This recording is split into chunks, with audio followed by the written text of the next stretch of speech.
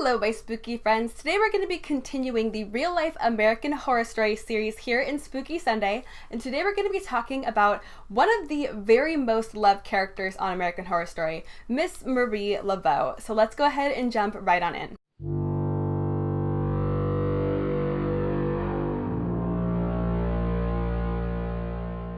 So I'm pretty sure that this is like the 5th or 6th week. Now, as I said, we're going to be continuing on the American Horror Story real life series here today. And I've had an absolute blast over the past couple of weeks talking to you guys about these real life situations that inspired Horror Story, especially because I do have some Horror Story fans that follow me, and we've basically just been chatting it up about these topics and about the real life situations and scenarios that happened, and it's been a lot of fun. So we're going to be continuing that today with a beloved character from Horror Story, Marie Laveau. We're basically going to be talking about all of the voodoo that happens in season 3 and season 8 of American Horror Story, and talking about two main voodoo characters, if you will, and their real life stories. So Marie Laveau was in season 3, Coven, and season 8, Apocalypse, which was the most recent season. And she was played by Angela Bassett, and I don't think she could be played by anyone else, anyone better, basically. Angela Bassett is a freaking goddess. That woman is absolutely stunning. Like, please give me your skincare routine, woman. I will pay you for it. She is beautiful and strong and powerful, and she is just a leader character, and I think she was perfect for the casting of Marie Laveau. Now, when I first watched Coven, I didn't actually know that these were real characters, but literally so many things in Coven specifically that happen are based on real events. Like, almost everything that happens in Coven, other than like a few things, are real events, which I love. And Coven is one of the most loved seasons of Horror Story, and I think it's really interesting that it's basically all true, just put together in a fantasy and fiction type of way. And in American Horror Story, Marie Laveau is a very strong-willed character. She's a very powerful woman. She's kind of like the enemy in season 3, Coven, but she becomes basically like a frenemy, if you will. She becomes like an ally, and then she becomes an enemy again, and she's basically always fighting with the witches. In the show, she's a hairdresser and owns a hair salon with all of her other girls, and in the back, the girls do a little something something on the side. They're doing a little bit of voodoo magic to help heal ailments, and basically just to help people out for a price tag and make a little bit of side money, if you will. And the voodoo girls are always fighting with the witch girls, and it's basically just what the whole season is about. But Angela Bassett's character, Marie Laveau, is such a strong-willed person. She is freaking intense. She is a badass. I love her. But Angela Bassett played her pretty close to how allegedly she was in real life. Marie Laveau was a real gal who was born in New Orleans on September 10th of 1801, and she died in New Orleans on June 15th of 1881. Now, Marie in real life was known as the Voodoo Queen of New Orleans, which is also what the character in Horror Story was known as well. Just like how we saw in Horror Story, Marie had a hairdresser shop, and she was the owner of it, and she had all of her gals working for her doing hair, and on the side they would do voodoo for the wealthy people in New Orleans. They would basically try to heal their ailments. They would try to help them out with, you know, smaller requests. If they needed like financial help, they would basically go to her, and she would gather her girls up. They would do voodoo in the back and basically do these little favors for these wealthy people in New Orleans for a price tag. So Marie Laveau was basically like a really powerful businesswoman. She knew she had a talent, and she charged for it and made a lot of money because she was good at what she did. Now, everyone knew about Marie. She basically ran the streets of New Orleans at one point. She would walk around the streets like she was just highfalutin, better than everyone, in a good way, of course, because she was just a really confident and strong woman. And she knew that she was really powerful, and she knew that no one would mess with her. So she basically walked around like she kind of owned the street. But allegedly, she wasn't really mean to anyone, and she wasn't really nasty to anyone. She was just very confident and aware of her powers. Now, Marie would die on June 15th of 1881, and she actually had a few husbands and had a daughter who she also named Marie Laveau II, and allegedly Marie Laveau II would actually continue on her voodoo practice, and apparently she wasn't as serious about it. She would kind of do it a little bit more on the side and wasn't so serious to devoting her life to it, but she would still do it here and there to honor her mom, basically. Now, in New Orleans, everyone knows about Marie Laveau. She is still talked about to this day, and there are a lot of historical markings for her. She's basically a little piece of history over in New Orleans. You can actually visit her tomb to this day, although I believe they've actually closed off the graveyard that she's in, and you can only get there by tour now because so many people were vandalizing the graves that they had to basically close it off, which is pretty lame. Why would you go through the effort of vandalizing someone's grave? Not cool. Now, no one knows exactly where Marie Laveau is buried, but allegedly she is buried on the plot 347 in the St. Louis, New Orleans cemetery. Now, tourists visit here all the time, and so many people were coming to her grave that's kind of why they had to block the area off and basically make it a tourist-only attraction. You can basically only enter there now with a tourist, and you have to basically pay to go. Some of these tourists draw X marks on her grave in accordance with a decades-old tradition that if people wanted Laveau to grant them a wish, they had to draw an X on the tomb, turn around 3 times, knock on the tomb, yell out their wish, and if it was granted, come back, circle the X, and leave Laveau an offering. So if you actually look at photos of Marie Laveau's tomb itself, there are so many X's that are actually on the tomb. I mean, it was being vandalized, but these people were doing it for a reason, I suppose. I mean, it's still not cool because it's vandalizing a tomb, but allegedly, sometimes these offerings would work. Some of these people actually claim that Marie Laveau granted their wish and basically took their offering and gave them what they wanted in return. So when you go to her tomb, or if you see pictures of it, you will see like whiskey bottles outside of the tomb, and you will see X's on it and dolls and just little offerings that have been left there for her. So allegedly, if you believe in it, she isn't really quite crossed over yet. She's kind of like right in between, and she still helps people out, but for a price, just like she was doing when she was alive. But Marie Laveau is remembered as a complete badass, and for good reason. Allegedly, she was super powerful and strong-willed and beautiful, and I think that Angela Bassett was the most perfect person they could have casted to play her, and she is such a lovable character.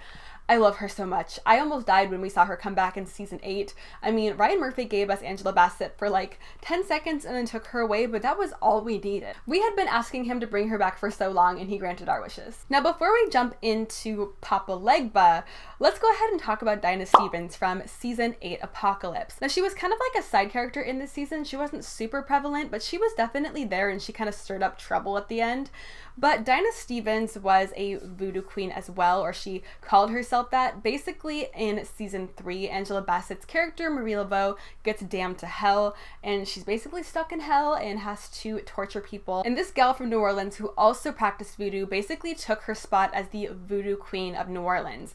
And it wasn't really a name that was given to her. She just kind of jumped in and took the place of Marie Laveau, and she would go around to these wealthy people in California and do voodoo for them basically, and heal their ailments, and, you know, help them out if their husband was cheating on them, and basically do what Marie Laveau allegedly did in real life. So I thought that was pretty interesting that they decided to include a little hint and a little nod towards Marie Laveau's real life story in Apocalypse. But now let's jump into a character that is very confusing for a lot of people, but a character that a lot of people love. And that is Papa Legba.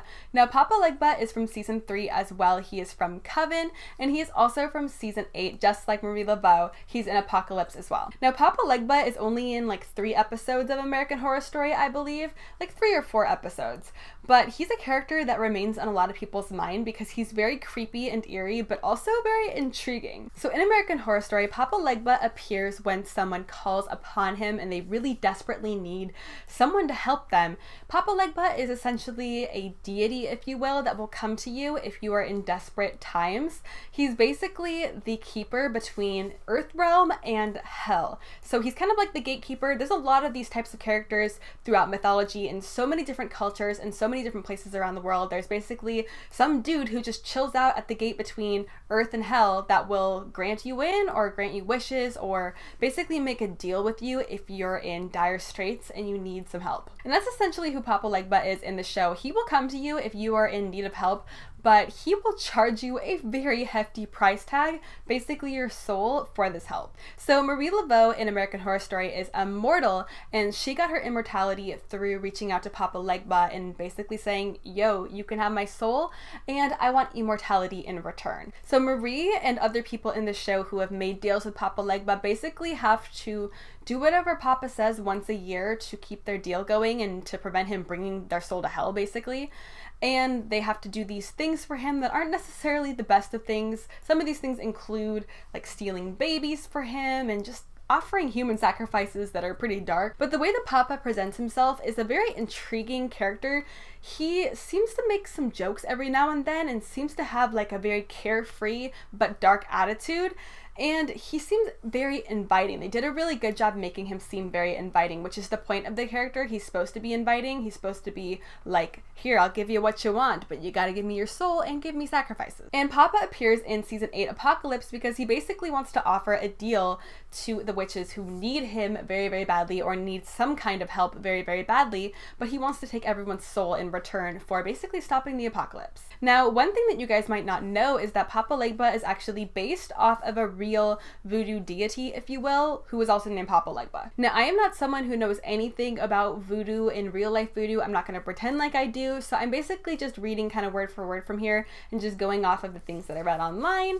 But he is something called Aloha, which is kind of like a deity, if you will, like a spiritual deity in the voodoo Haitian religion. And he basically serves as the connection between humans and the deities of the afterworld and the underworld. Now, in Haitian voodoo, he basically stands between the spiritual world and the human world, and he's basically like the bridge between the two, and you can call upon him if you want to speak to some of the deities in the spiritual world. Allegedly, people can call upon him to come to them and basically request things of him, but for a price, just like we saw in the show. Allegedly, he knows every single language and can communicate with all of the spirits and communicate with everyone in the real world as well. Now, in Haitian voodoo, Papa Legba appears as an older man with a cane or a crutch. He'll have a little straw hat or a little top hat, and he'll be smoking a little pipe tobacco or have sparkling water, allegedly, which is very similar to what we see in the show. Papa Legba is kind of an iconic character in Horror Story just because of his appearance. He has a grayish cast to his skin and kind of has weathered skin, if you will. He has red eyes, kind of looks a little bit demonic, but he has this like menacing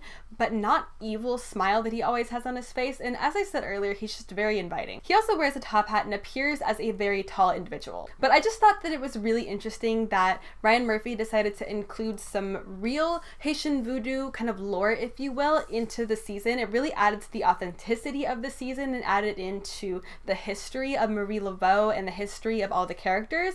I thought it was really interesting and fun to learn about this stuff. Now, as I said earlier, I am not going to pretend like I know anything about Haitian voodoo. That is not my forte. That is not my thing. So I'm not trying to disrespect anyone or anything related to Haitian voodoo because I don't know much about it, but I do like American Horror Story, and I can respect that they decided to include these real life topics into it. I think it's really interesting, and I wouldn't have known these things beforehand. I probably wouldn't know who Marie Laveau was or a lot of these characters, so I think it's really interesting, and I think it's nice that this is a way to teach people about this history. But that is going to be concluding this week's Spooky Sunday on basically all of the voodoo characters from American Horror Story Coven and from American Horror Story Apocalypse. I don't know about you guys, but I miss watching the show. I miss it so much, but I'm really excited for when the show comes back around again in fall time. I am so freaking excited to see what the story is about, and I know Ryan Murphy will not disappoint.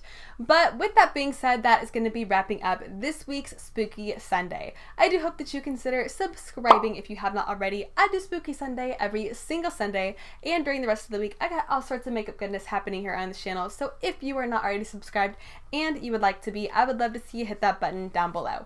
I do also hope that you consider giving this video a big old thumbs up and turning on the notification bell if you want to know when I am posting. But I hope that you are having an absolutely amazing, beautiful, and slightly spooky day wherever you are, and thank you so much for watching. I hope to see you next time.